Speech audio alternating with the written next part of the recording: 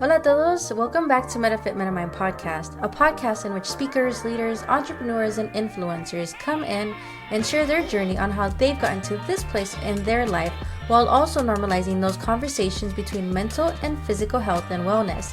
I am Carla Rodriguez, your coach and trainer of NLP and host of this podcast, and I created this space to remind you to raise your voice and share your story.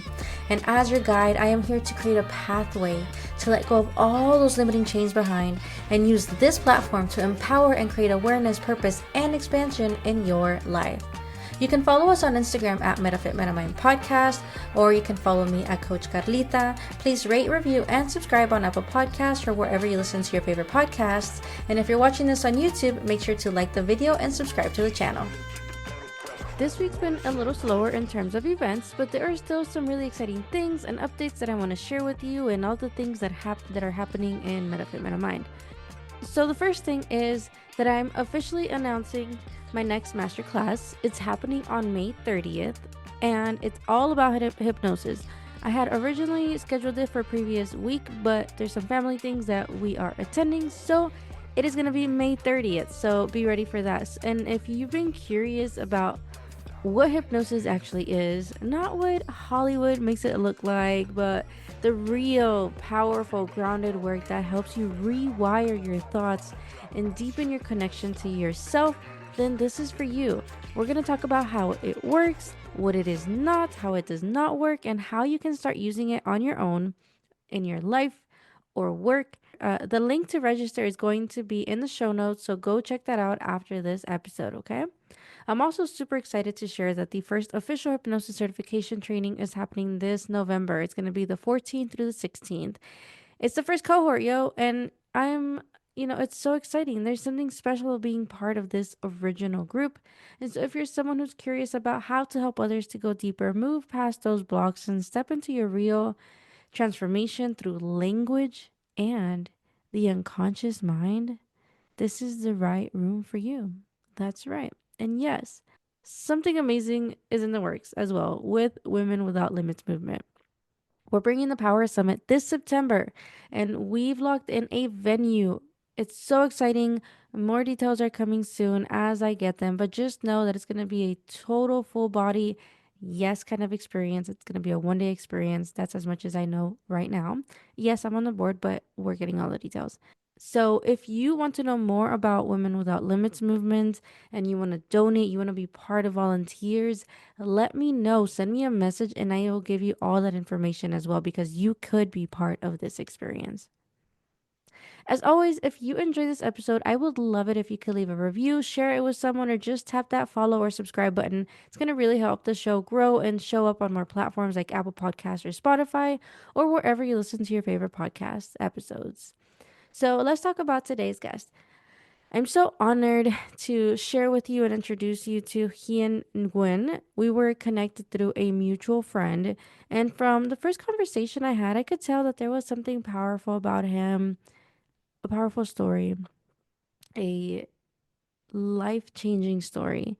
He has lived through things most of us couldn't even imagine. And not only did he survive this time, but he's also turned that experience into a purpose. He is a writer, a family man, and someone with deep insight and quiet strength.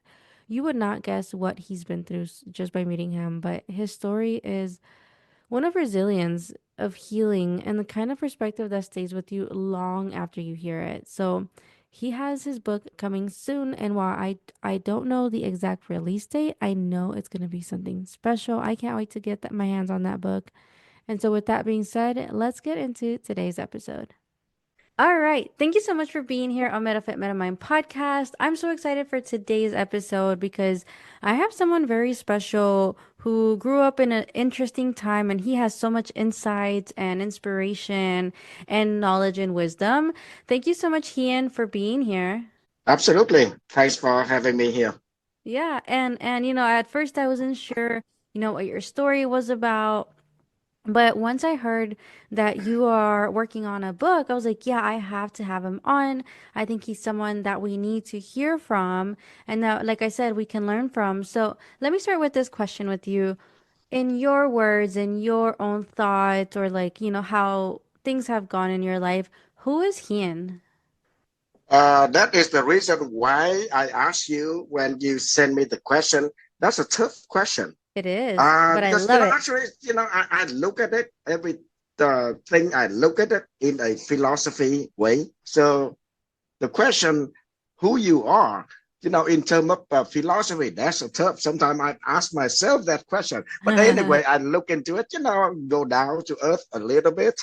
Yeah. So anyway, I am just a normal person, and I travel through a lot of ups and downs, and a lot of the adversity, including hunger, poverty, and I keep learning and keep evolving. So it sounds like you're a human who is constantly, like you said, evolving and learning and probably curious about life, which I think is great with people in this space of humanity, right? That we stay constantly open to change and growth and, like you said, learning. So, you just mentioned a few things of having gone through poverty and a lot of that kind of thing. So what's that journey that has brought you to this point in your life? Like, what was that moment in your life, or that page turn, or that thing that has brought you to here?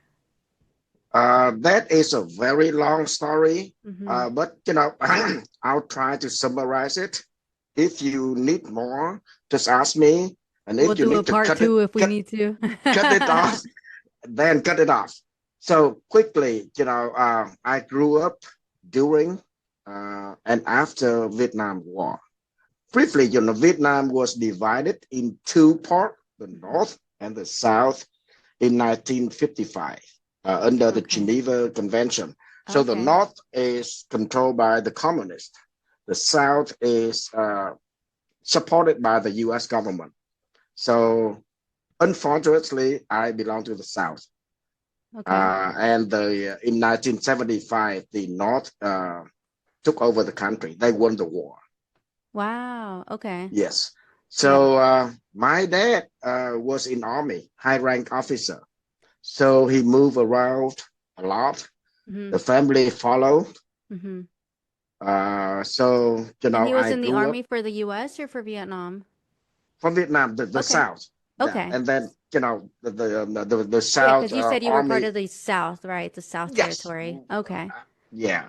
Mm-hmm. So the South was supported by the U.S. government. I followed him. I grew up hearing the bomb, hearing the shells through the night. And after that, the war over.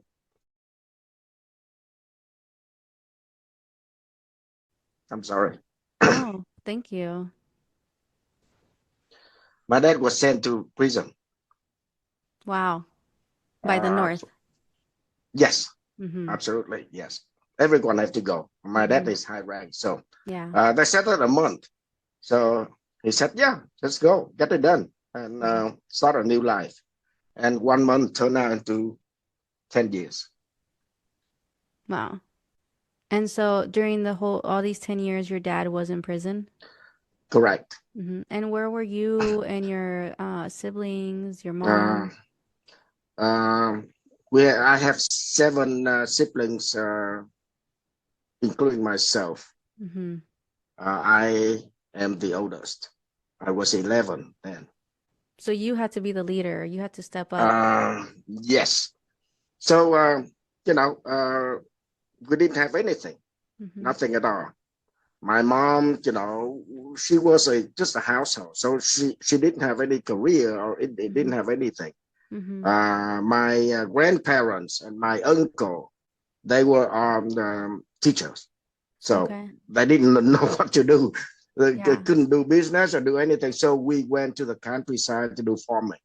That's Okay. the easiest thing that we thought that it should be. Yeah. And how, during these 10 years, you essentially were the leader of your siblings, helping your mom, all of this. Like, what did you have to keep telling yourself to keep, I guess, strong for your family? Because you were To be 11 when this honest, happened, right? yes, to be Mm-hmm. honest, at that time I didn't think much. 11 years old, I Mm-hmm. didn't know much, but things just keep moving and flowing, and it just trained me to become tougher and tougher. Mm-hmm. So we went through a lot of. We were poor, to Yeah. be honest. We were at the bottom. Hunger for so long, for so many years. We never Mm-hmm. have enough food to eat. Yeah. So We did didn't you have have. to go days without eating and things like that, or? Basically, yes, just like that. And then, basically anything we can, Mm-hmm. anything moving. Mm-hmm. Uh, like I put in my book, snake, rat, Wow. So you cricket. hunted too, Yes, yes. So the day just essentially. evolved around, getting something to eat. Yeah. Snake, toad, frog, fish. We Uh-huh. fish too, and then do farming. Yeah. Yeah. So you've been working so hard for all those years, and then the 10 years happen. What is it that you start doing different, or what happens next after that? After all that farming, Yes. all that like poverty, and what's crazy is that so many things happen in life, and you have kept resilient. So 10 years comes around. Does your dad get released, or like what happens at that point? Yeah, he was released after 10 years, but actually we were in countryside until 1982.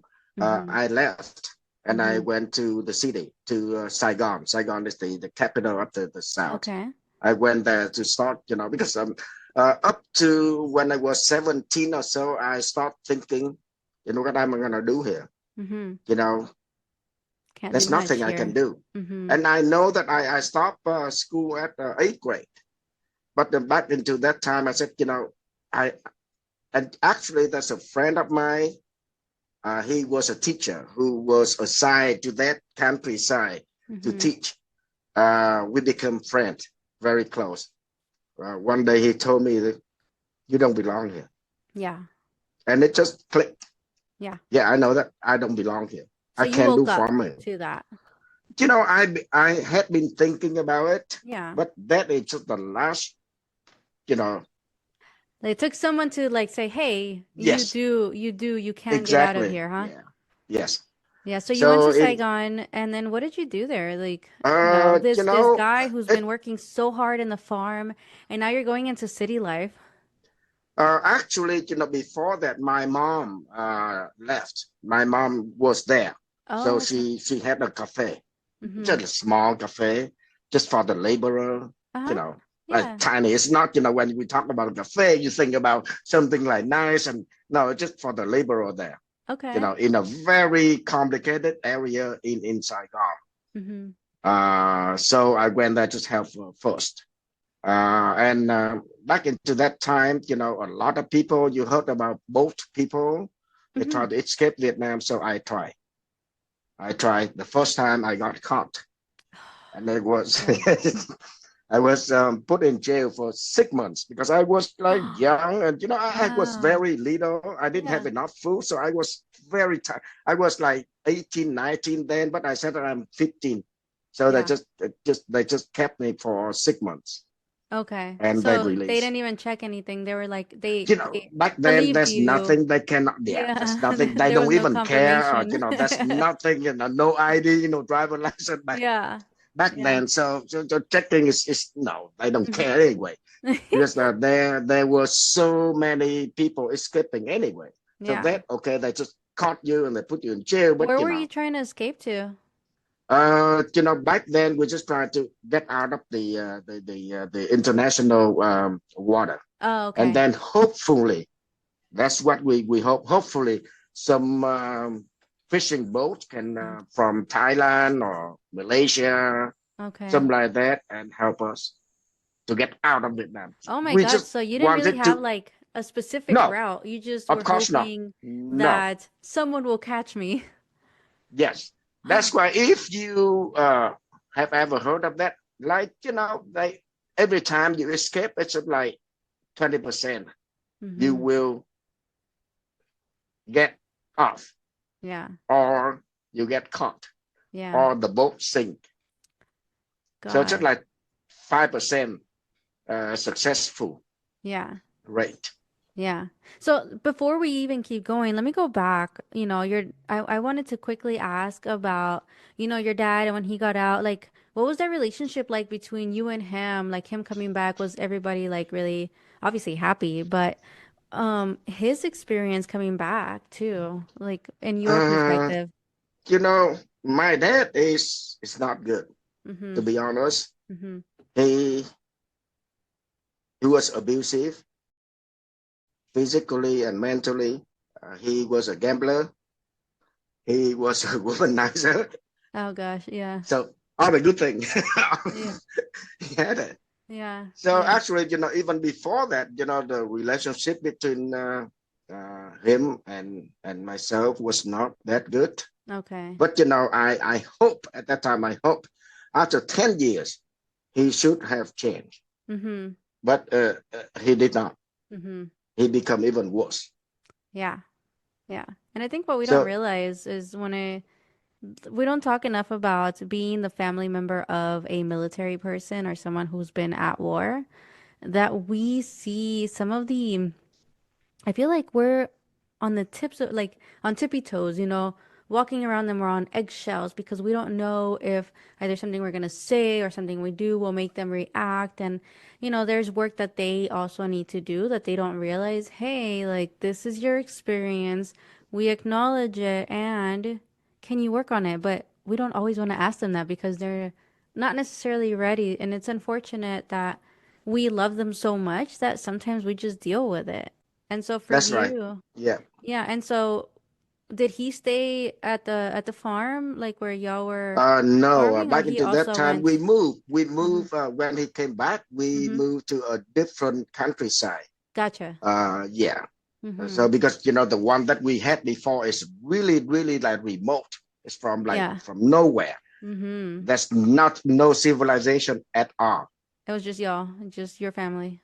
It's just my family and a few more villagers, Mm-hmm. the Mm-hmm. locals there, and we have no power, no electricity, no nothing. Yeah. It's just Yeah. like Oh my that's why I gosh. put in Yeah. my book. It's just me, myself, the Yeah. boat, the river, the field, and the forest. Yeah. That's it. You have Yeah. nothing. To make it easy for you to understand, until 19, I didn't even know that there is something called underwear. Wow. I Yeah. didn't know it until Yeah, I I mean, go you to don't know what Saigon. you don't know, right? Of course, that is just like I said, that is not in my dictionary. What a change for you to like you don't know what underwear is like even in the dictionary, but then having to go to this like city life society that does like the comfort or maybe uncomfort of that as well. There was one time I Uh-huh. went to the city. Uh-huh. My grandfather needs something there, so I went there. I was like Okay. 17.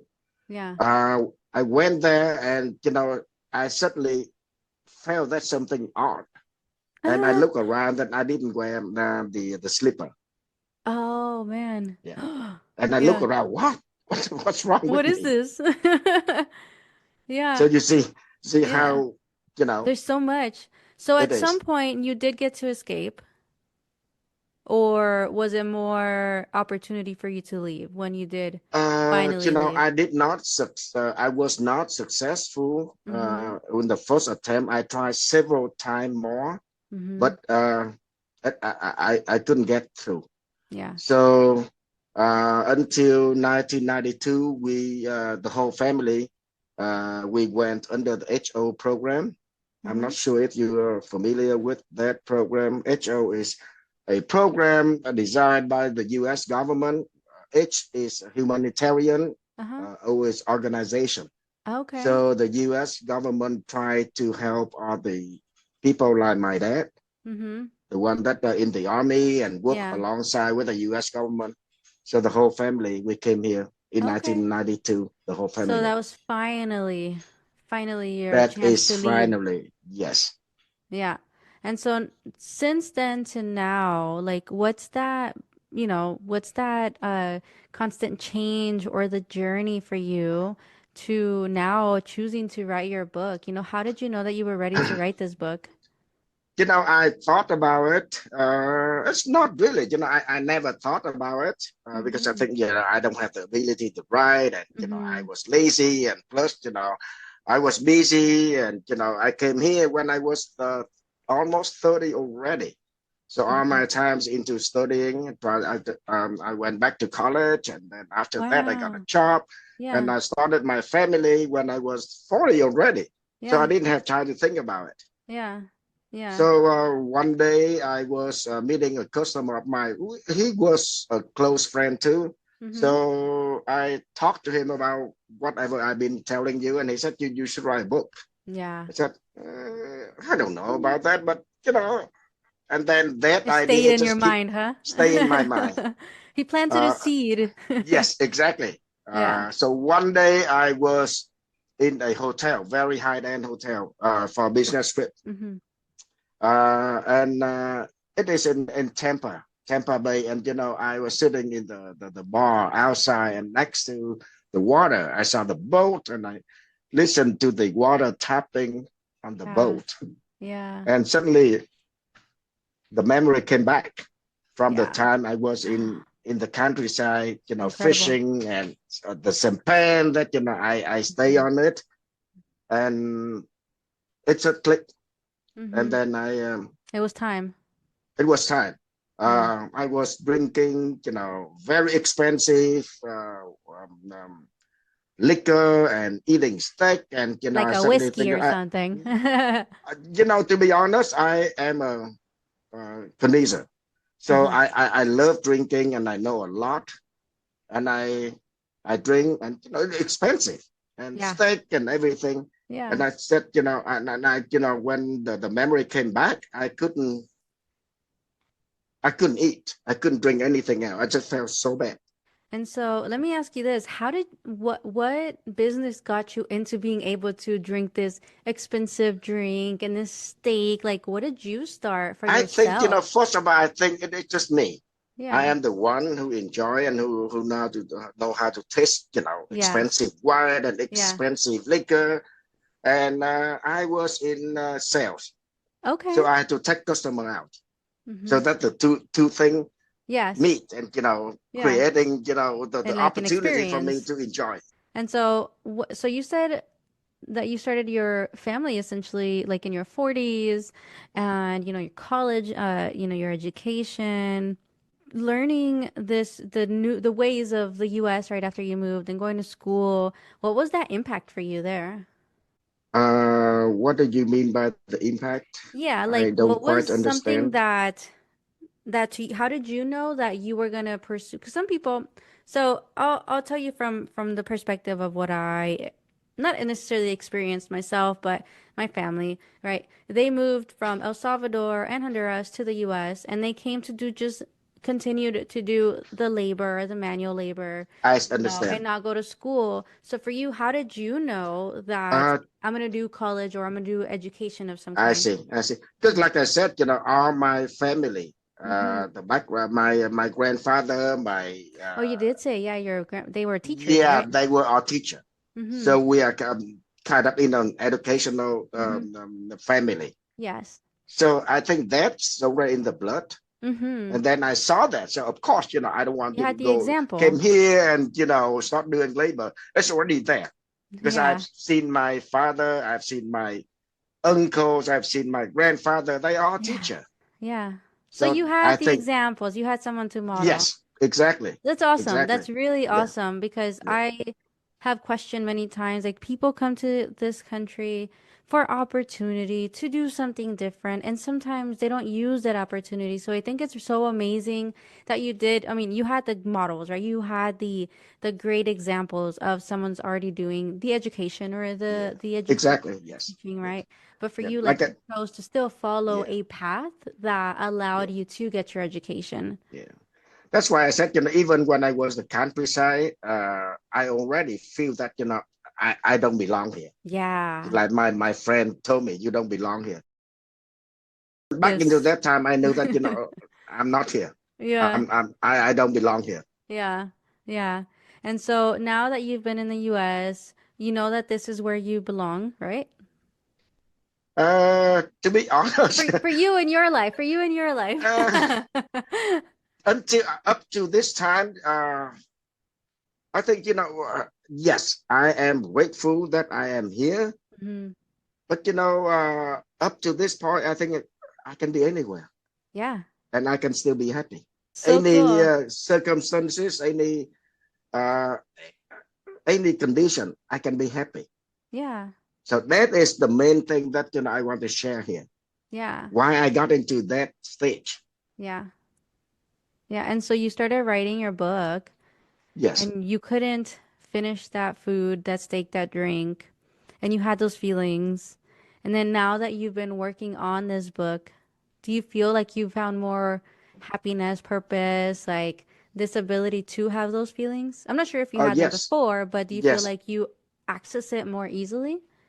Absolutely. Yes. Yeah. Yeah. And so in this process, right? Because part of this podcast is that we talk about those conversations that are really hard to talk about, right? The taboo, which no longer taboo, we're making them normal, about mental and physical health, how that correlates and how that played out in your life. So for you, how did that mental health, physical health, even emotional health, how has that played out in your life and your journey? Uh, you know, through all those ups and downs and the poverty, the hunger, Mm-hmm. uh, and now we are here in the abundance. It Yeah. is too much food. And for quite some time, I look at it and I think that, maybe too much is not good either. Right. There's one chapter in my book. The chapter title is Too Little and Too Much. Yeah. When I was back then, there's too little, Yeah. and now there's too much. Yeah. Uh, Sometimes I ask myself which one is worse, and I Yeah. think both of them are worst. Yeah. I You think know, you're of the story of the girl, the family of the bears, where the little girl Goldilocks, she went into their house and she tried one soup. She's like, "Oh, this is too little," and then she had another one. It was like, "Oh, it's too much," and then she would say, "Oh, this one's just right, right." And I think it's this interesting that is balance. exactly, yes, how you balance, but it's Hmm. not easy. It's not easy. How can Yeah. you can balance it? You Hmm. never know. Yeah, maybe too little, you can feel it right away, but too much, you don't know. You never know how Yeah. how much is too much.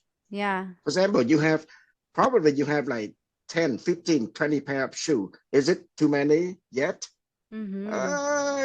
You may not think it Yeah, right. is How do we too much. know? How do we know? Because So it we changes per have to person. we have to really sit down and think. If you don't think, you don't have time to process all the things that are attacking you every day. You don't know how much is too much. Yeah. So for me, I constantly looking and thinking, reflecting. Mm-hmm. So this is what I learned, and this is what I want to share. In our life, suffering is inevitable. Mm-hmm. I don't know anyone who said that, I'm extremely happy. I don't have to suffer anything. Mm-hmm. Suffering is everywhere. Yeah. So the thing is, we cannot avoid that. Mm-hmm. But the thing is how we have to learn how to suffer better. Interesting perspective. How can we suffer better? What can we Yes, learn along that process of that? exactly. As you put it, suffering. A lot of times I think I put it as a challenge, like this challenge that I am so uncomfortable with. How can I deal with this, right? Because we're in that moment. We're in that moment of it happening. And sometimes it's so hard to see outside of this field of view that we have of like, I am suffering right now. So I like that. How do we do it better? So this is what I've been thinking, and this is what I've learned. So Hmm. now every time when I suffer, right, when I was in back in the Vietnam in the countryside, Hmm. I didn't have anything to eat. So I just talked to my grandmother. We were very close. So I talked to my Aw. my my my grandmother. I said, oh, why us? Why us that we have to suffer this? Mm-hmm. And she told me, when you look up, everyone is better than you. They have houses, they have food, they have everything. But when you look down, a lot more people are suffering. We are bad, but some people is in much worse situation than you. Mm-hmm. So don't look up. Just look into what you have. We Yeah. don't have a lot to eat, but we still have something to eat. We still have a house. Some people they don't have it. Yeah. And she said, one of the homily that she heard from a priest. Some Mm-hmm. people say, "Oh, I don't have a shoe to wear. I just have a few pair of shoes." Mm-hmm. The priest said that think about someone they don't even have a foot or feet to wear shoe. Think about that, right? So that just clicked, and that just keep going with me. Every time you know I have to face some adversity, some suffering. I just look at what I have. Because actually, if you look at what you have a lot. Mm-hmm. But sometimes we just look up. We just look at someone has a bigger house or a nicer car. But some people doesn't even have a car to drive. Mm-hmm. And let me tell you a story. Even me, sometime in here when I was in the US, right? Uh, we still don't have a house yet for some reason, we Yeah. just failed and we didn't have a house. So every time I just drive my son to the practice tennis. I Yeah. saw, a big community, nice house, Yeah. and said, oh, this beautiful house. Yeah. I wish we had one like that. And then one day, I saw a guy from that community. Yeah. He walked out and his son was an autistic or, cerebral disease. Uh-huh. He just, stood down like this and, the dad just pushing the cart. He bent down, he talked to the little boy. Of course, the little boy can't talk, Yeah. he's autistic and he was sick. Yeah. So then I look at my son. He's teasing me. I said, if he had to exchange that house for a son like my son sitting next to me, he probably do it right away without thinking. And I'm having it right here. So that's why I said, if you look at what you have a lot. I have it Yes. right here. And Mm-hmm. that is that guy's dream. And his dream could never be coming true. And I have it right here next to me. I Yeah. can touch it right here. This is heavy. Yeah. So again, Yeah. if you look at what you have a lot. But Mm-hmm. if you look for what you don't have, then you don't have it.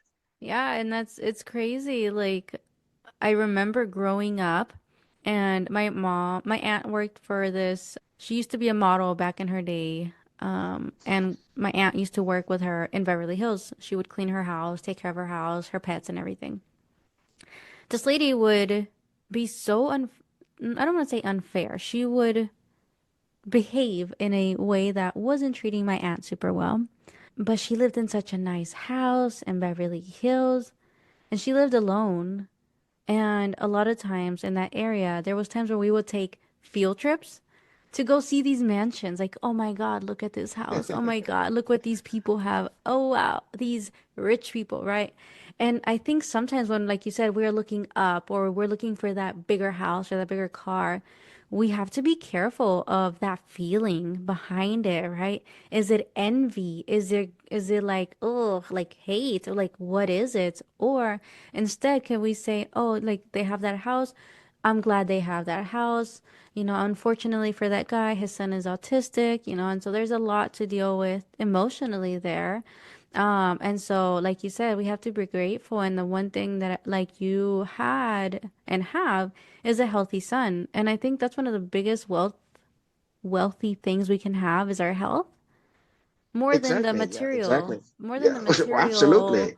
things. especially we are living in a material life here, Mm-hmm. especially in the US and even now in Vietnam. Yes. Everything is material. Bigger Mm-hmm. house, The bigger car, brands. flashy car, this Yeah. brand, that brand, this Mm-hmm. shoe, that shoe. That's a lot. Yeah. So we just forgot that, about the spiritual life. Yeah. And I think we got to bring it back to that. Exactly. The spirit, like our emotion.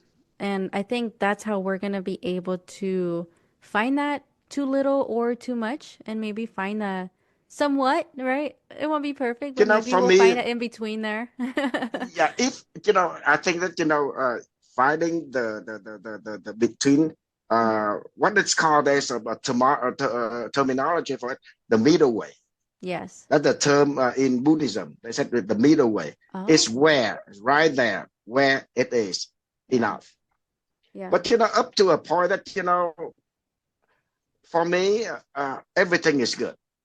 I have something nice, a nice car, that is good. I don't have any car, that's good. I have an old car, that's good. Until the point that everything, we accept everything Mm-hmm. happily. Mm-hmm. Because, I'm that's one guy, American classical guitarist. Mm-hmm. His name's uh, last name is Pockening. Oh, Christopher Pockening. Okay. Uh, he's been playing guitar and, recital and performance here and there. He's a very good you know musician. Guitarist. Uh-huh. Yeah, but yeah, famous too. And he's just, I just hate it. I don't want to do it anymore. All I want now is just go to the countryside and the fishing and, Yeah. waking up and nobody. And Nobody that's what he bother did. me. Yeah, because he has the ability to do it. So he Mm-hmm. did it. He went to Montana, bought a ranch. Every morning, just go fishing and Yeah. riding horse. Yeah. After a year, Yeah. he came back. I can't live like that. Yeah, Wow. because, he had it and then Yeah. he wants something else. And Mm-hmm. then he got it too. That's why he came back, and what he said, be Yeah. careful what you dream. You may Yes. get it someday. What you think that is your dream may not be your dream. It may not, because you keep dreaming. And if you keep dreaming, you will never be at peace. Mm-hmm. So how would you say is maybe your way of finding some peace when you find yourself looking for those dreams? Uh, to be honest, just try to be happy with whatever you have. Yeah. Try Do to you be happy with. meditate? Do you pray? Do you like journal? I am not religious. Mm-hmm. I was raised Catholic, Mm-hmm. but I think I stopped believing in God Mm-hmm. when I was like late teen. Yeah. So I never go to church or anything. But, I consider myself spiritual. Mm-hmm. I meditate. Okay. Yeah, and I do a lot of thinking, Yeah. reflecting every day. Yeah. So you meditate and you reflect within yourself, which I think is really important. We don't Correct. have to be like the religious or choose one specific thing. I think as long as it works for you and it's peace, it brings you peace. I think that's important there. Absolutely. Yeah. So I we've been agree. talking about this, but tell me, because I want our listeners to know, because we've jumped around a little bit and that's okay because you have something coming. This project, tell me about like are you able to share the title of the book? Do you have the title of the book? Like what's coming for Uh, Hien? I don't have it yet. Uh-huh. I have a few options, but, I'm not sure whether it is the one. Uh-huh. But, I think I can share with you. Mm-hmm.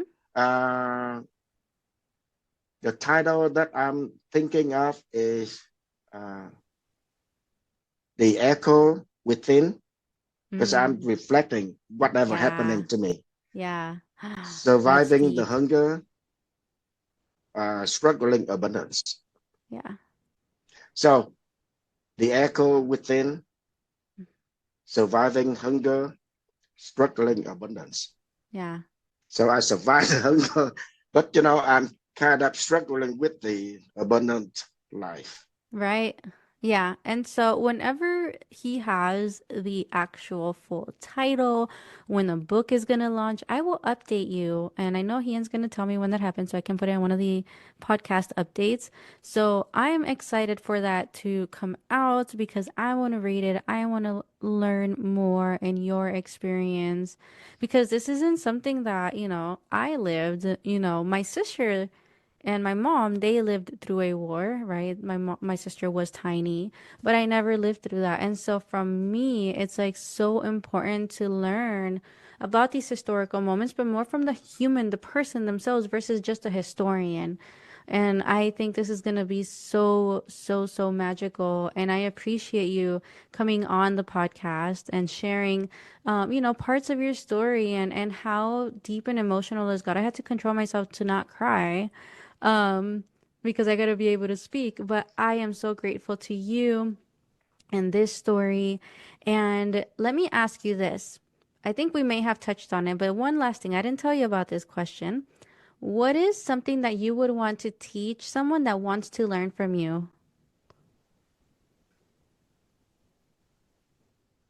Okay, I will use a saying that I think most people know about it, Mm-hmm. but not so many that really take time to think deep about it.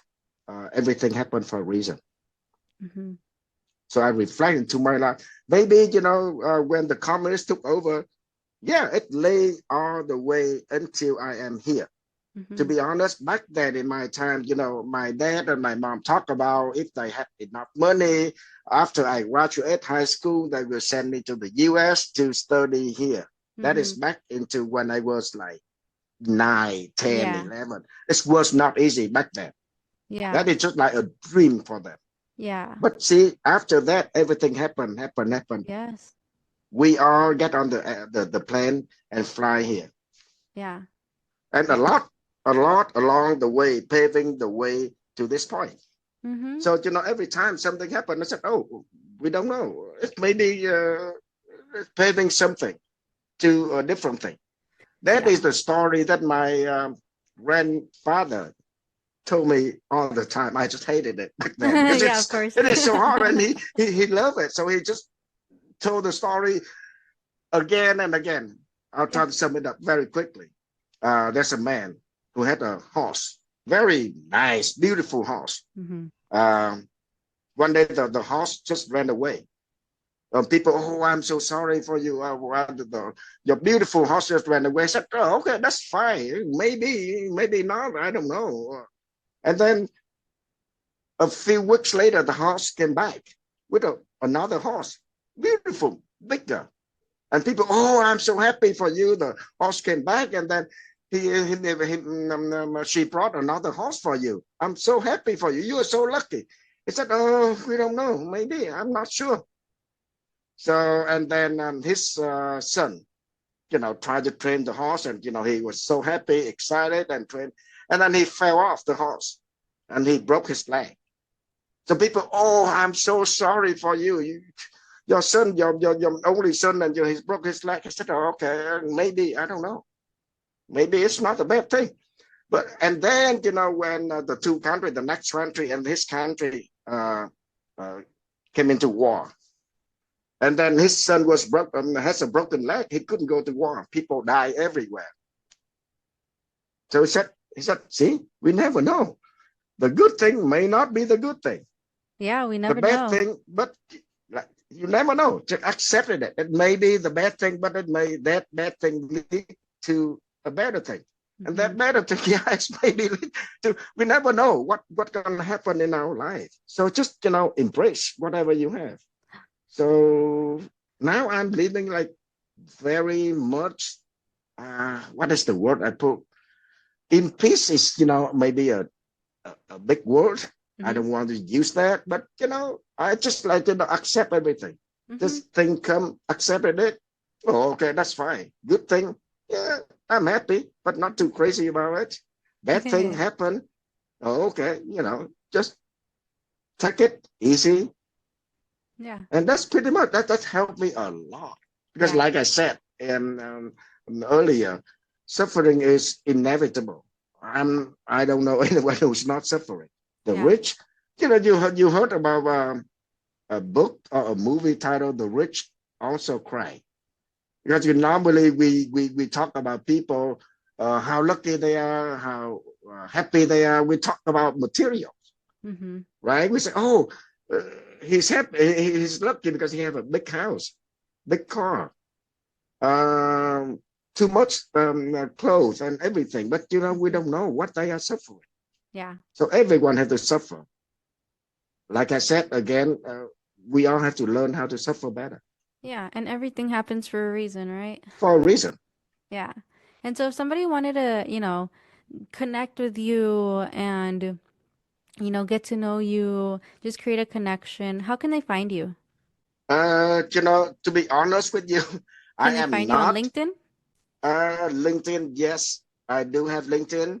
I am not a very social media guy. Yeah. I just created a Facebook, and Okay. LinkedIn. I had LinkedIn. I have LinkedIn because Cool. I use it to Yeah. for my work, Yeah. to find So job or to connect with people. So yes, LinkedIn for perfect. now. So I will include the links in the show notes of his Facebook and his LinkedIn if you want to connect with Hien. I just want to say how grateful I am to you for you being open to sharing your journey, your story, because it's not something easy. And let me tell you, whoever's listening or watching this, is it's emotional. If you just sit in and listen to his story and his emotion, because I really felt your emotion, it was deep. And I think this was something that we needed here. And I'm so grateful to you. So thank you so much. Oh, absolutely. I'm so sorry that I suddenly I feel so emotional. I So loved it. my expression and my speech is not that smooth, but that is what it is.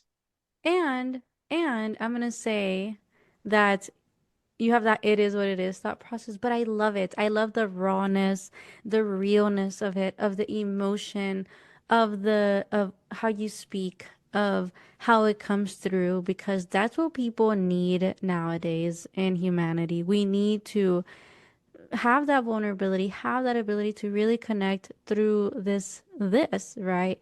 And so I'm happy that you came in with this emotion. I'm happy that you came in with how you're speaking, how you sound, because that's the best thing about what I love about podcasting and the fact that you get to share your story and it's not something made up, something that I heard and I'm just narrating it, right? Because emotions don't really come through that. And so, like I said, I'm excited for your book. I'm excited for all the good things happening to you, for you. Everything happens for a reason and it's happening for you. And I'm grateful to you. So, thank you so much. Oh, absolutely. Thank you so much, and thank you for giving me this opportunity. Yeah.